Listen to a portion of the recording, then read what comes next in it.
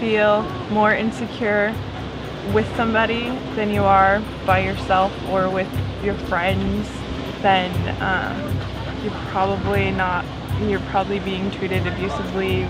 Doing things that would lower that person's self-esteem. It's sort of keeping somebody under your thumb. He would tell me my friends sucked. My friends were evil. My friends just wanted him to do this or that. They just wanted him. Just basic manipulation, you know, like cutting off somebody's funds, telling them what they can and can't do. Even just passive-aggressive comments like, I can't believe you did that, that was really dumb, you know? So what are some of the warning signs that you might be in an abusive relationship?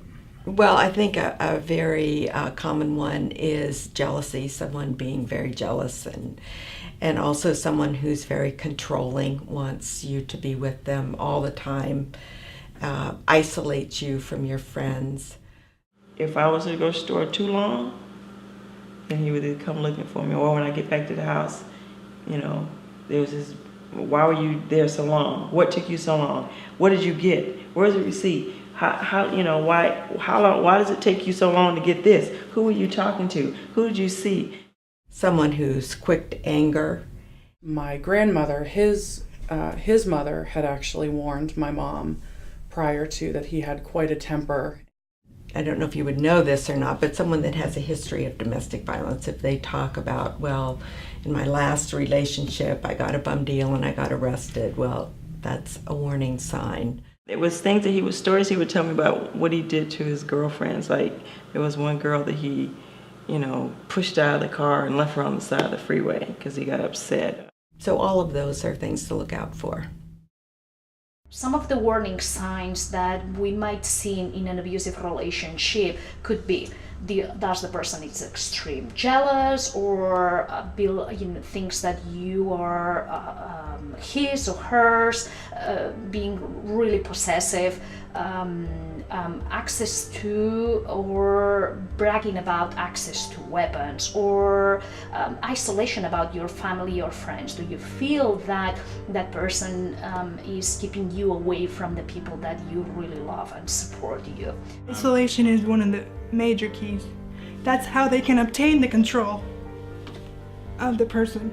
If you can keep a person isolated, then it's so much easier to obtain the control of the person.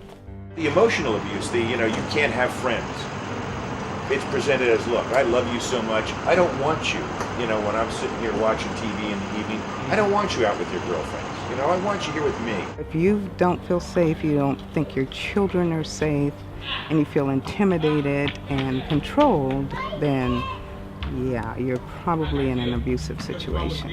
Friends and family of that person often know that he can have a bad temper, or he can be violent, or he's a really angry drunk. There's little things that people will subtly try to tell you, and really listening to that. And again, once you find someone that you like, that those rose-colored glasses go on, and there's just no way that he could be that guy. And lots of times he's that guy. They've done studies on abusive men, and what they find out is most of us in a stressful situation, an angry situation, have increased heart rates, increased blood pressure. We feel that.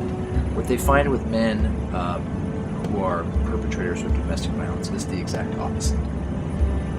They are in control. Their heart rate slows, their blood pressure slows, and the word is they call them cobras, where if they're able to control that physical side of them, they're able to better control the situation. All the signs were there before I even got married to him. And the first incident happened 4 days after I got married.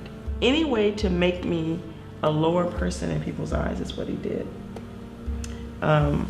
Even at my church, he would, go and say, oh, well, she's sleeping around and she's, seeing other, just anything to try to humiliate me. When we lived in Texas, we didn't have a washer and dryer in the house, so we went to a laundromat. He would literally take me to the laundromat, give me just enough money to wash the clothes, leave, and then come back within a time that he felt the clothes were done. And I was not allowed to leave that laundromat. Imagine a world in which women are able to detect potential abusers through early warning signs about control, psychological abuse, other signs that may precede physical attacks, in a world in which they simply refuse to associate with men who act that way. I'm sure this is a common reaction to losing someone close to you, but I